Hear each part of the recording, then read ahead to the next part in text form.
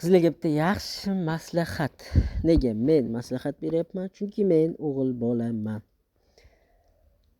Xullas, agar hali turmush qilmagan bo'lsangiz, oy popu demayni nima desam bo'ladi. Xullas, siz qiz bola bo'lsangiz, sizga tegishli.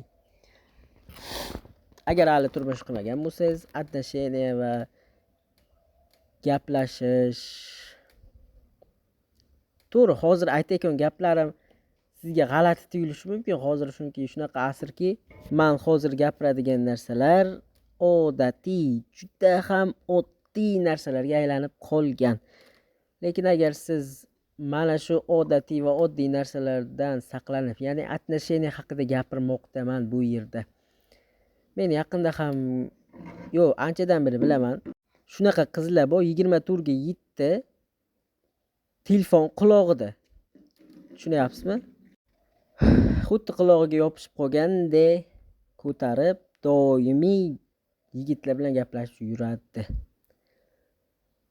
Xo'sh, o'sha qizni tasavvur qiling.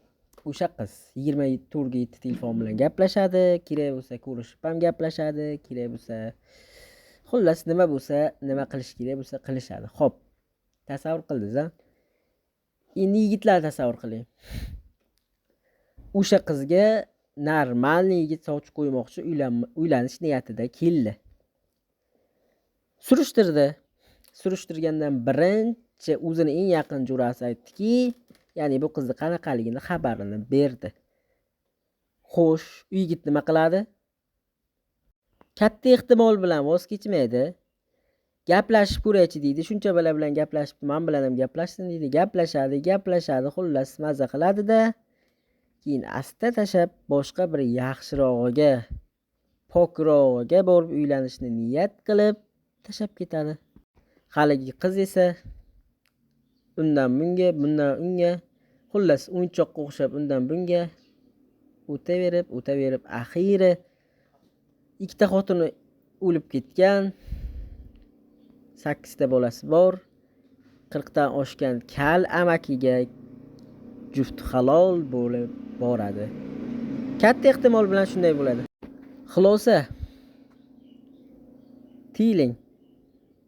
Отношениyadan, chalg'ishdan, hayotingizga nima zarar berayotgan bo'lsa tiyiling, hatto uyqudan bo'lsa ham. Yoki random nima bo'lsa ham tiyiling. Kelajak uchun, kelajakdagi muvaffaqiyat uchun tiyiling. Like, komment va obuna bosib keting va salomat bo'ling.